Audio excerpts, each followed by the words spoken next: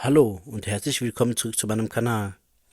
Heute werden wir ein faszinierendes Thema erforschen, das viele Menschen schon immer interessiert hat. Warum fliegt eigentlich ein Flugzeug?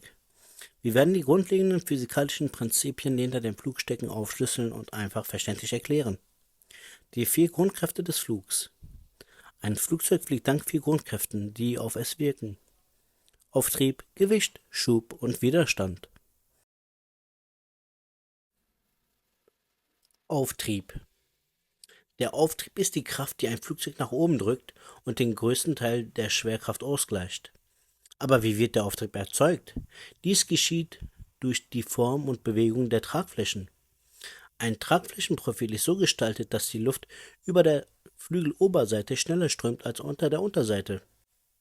Nach dem Bernoulli-Prinzip erzeugt die schnellere Luftströmung einen niedrigeren Druck über den Flügel und einen höheren Druck darunter, was den Flügel nach oben drückt. Gewicht. Das Gewicht ist die Kraft, die durch die Erdanziehung entsteht und das Flugzeug nach unten zieht.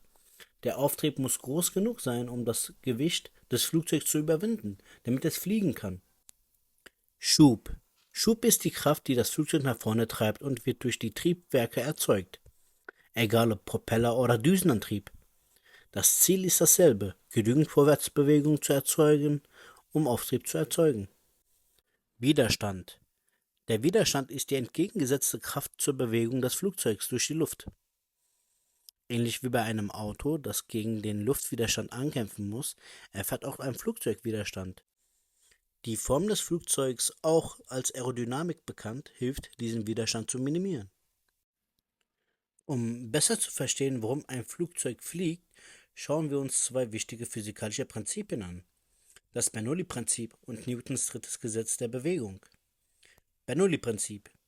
Das Bernoulli-Prinzip besagt, dass bei einer Erhöhung der Geschwindigkeit einer strömenden Flüssigkeit oder eines Gases der Druck sinkt. Auf die Tragfläche angewendet bedeutet dies, dass die Luft schneller über die gewölbte Oberseite des Flügels strömt und dadurch der Druck dort niedriger ist als unter dem Flügel. Dies erzeugt den Auftrieb. Newtons drittes Gesetz. Newtons drittes Gesetz besagt, dass für jede Aktion eine gleiche und entgegengesetzte Reaktion existiert. Die Tragflächen eines Flugzeugs lenken die Luft nach unten und die entgegengesetzte Reaktion dieser Kraft ist der Auftrieb, der das Flugzeug nach oben hebt. Ein weiterer entscheidender Faktor für den Flug eines Flugzeugs ist der Anstellwinkel, auf Englisch als Angle of Attack bezeichnet.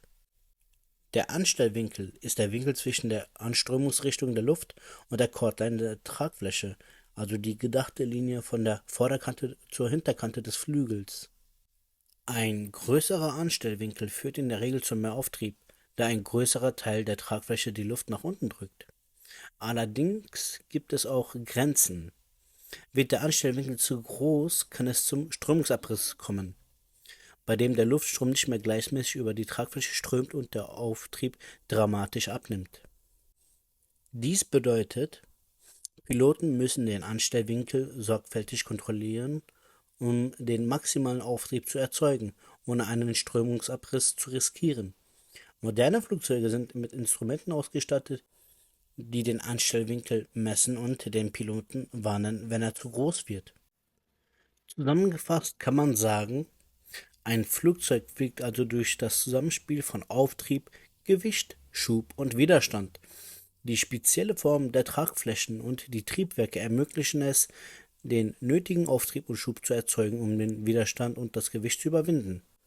Dank der Prinzipien von Bernoulli und Newton sowie der Kontrolle des Anstellwinkels können wir besser verstehen, wie diese Kräfte zusammenwirken, um ein Flugzeug in die Luft zu bringen. Wenn euch das Video gefallen hat, bitte liken, abonnieren und kommentieren. Mein Name ist Mehmet Yala, ich bin Produkt- und Technologieentwickler sowie Dozent für Entwicklung und Innovation.